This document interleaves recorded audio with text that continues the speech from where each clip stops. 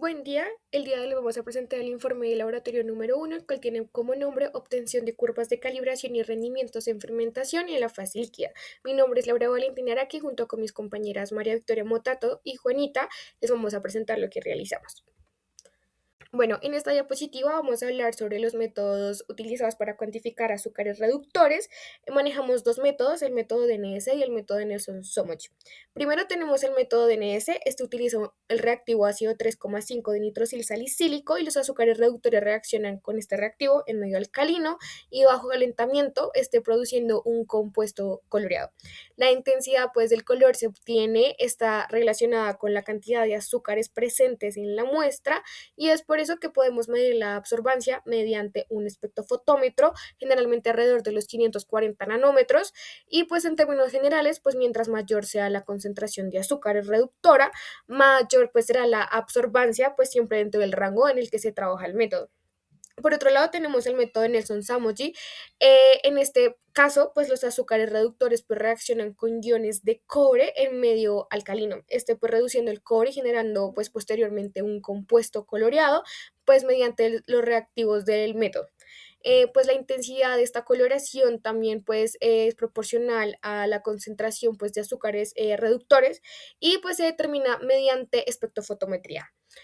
Bueno, aunque ambos métodos tienen un principio bastante parecido, porque se relacionan directamente con la formación del color y la concentración del azúcar. Utilizan sistemas reactivos diferentes, y estos métodos son importantes en los bioprocesos porque permiten cuantificar azúcares y de esta forma poder evaluar, por ejemplo, el consumo de sustratos durante un proceso de fermentación. Bueno, la metodología utilizada en este laboratorio se puede resumir en 5 pasos principales. El primero fue la preparación de una solución madre con una concentración conocida de 3 gramos por litro de glucosa. Luego, a partir de esta solución madre, se montaron 10 tubos de ensayo con volúmenes crecientes que iban desde 0,1 a 1 mililitro, completando cada uno con agua hasta llegar a un volumen total de 1 mililitro. Así se obtuvo una serie de diluciones con concentraciones de glucosa conocidas y crecientes. Luego a cada uno de los tubos se le agregó 1 mililitro del reactivo DNS, se mezcló bien, se llevó a ebullición durante 10 minutos y este reactivo lo que hace es como reaccionar con los azúcares reductores y generar un color que se intensifica entre más glucosa hay en la muestra. Luego de la ebullición se llevaron esos tubos a un baño de hielo y posterior a este se le agregaron 10 mililitros de agua para diluir y llevarlo a la medición. Cada tubo se llevó a un espectrofotómetro a 540 nanómetros y estos valores fueron graficados para obtener una curva de absorbancia versus concentración de glucosa. Antes de hacer la curva de calibración, necesitamos saber la absorbancia y la concentración de glucosa que hubo en cada muestra. Es acá donde entra la ley de conservación de masa, ya que sabemos la concentración inicial, que fueron los 3 gramos sobre litros, el volumen inicial de cada muestra, que es también la podemos ver en la tabla, 0,2, 0,3, 0,4, etc. El volumen final, que fue 1 mililitro, ya que cada muestra se completaba hasta que llegara a 1 mililitro. A partir de eso solo nos quedaba despejar C2 y con eso sabemos cuál es la concentración de glucosa que hay en cada tubo. Entonces, si ponemos como ejemplo el tubo 5, donde el volumen inicial fue 0,5 y lo multiplicamos por 3 y luego lo dividimos entre 1, que era el volumen final, nos da una concentración de glucosa de 1,5.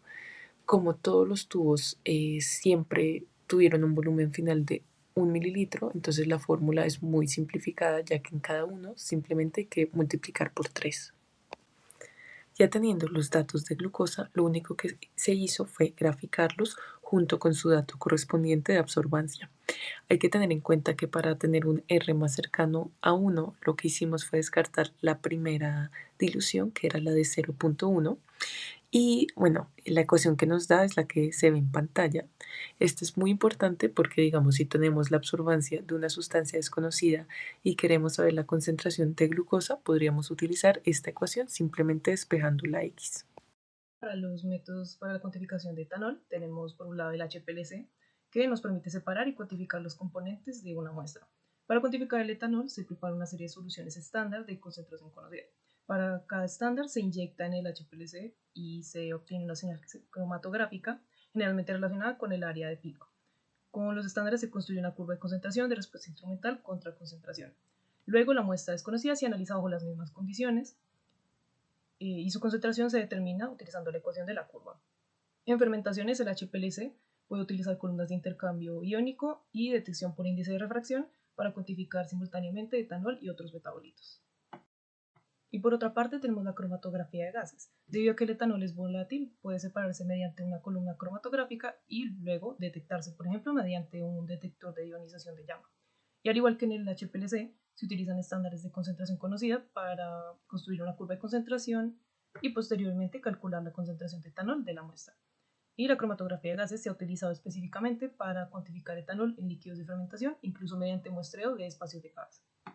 Ok, finalmente podemos concluir que el método DNS fue útil para establecer una relación cuantitativa entre la concentración de la glucosa y la absorbancia, la cual esta fue medida en 540 nanómetros y esto pues fue posible mediante la elaboración de una curva de calibración. Además pues observamos que pues la curva presentó una tendencia creciente, esto quiere decir que pues a medida que aumenta la glucosa también pues aumenta la absorbancia. Esto pues nos confirma que pues dentro del intervalo estudiado pues el método presentó una respuesta de colorimetría bastante adecuada. Finalmente pues podemos destacar que es importante que las curvas de calibración son fundamentales en este tipo de análisis porque pues nos permiten transformar una respuesta que obtenemos del equipo como la absorbancia o el área de cromatografía en este caso en una concentración pues que podemos interpretar y utilizar para analizar pues nuestros resultados. Bueno, pues en conjunto con todos estos métodos que hemos practicado, pues esto nos permite cuantificar tanto el sustrato como los productos de un bioproceso y pues por lo tanto pues podemos evaluar de manera más precisa cómo pues se desarrolla la fermentación.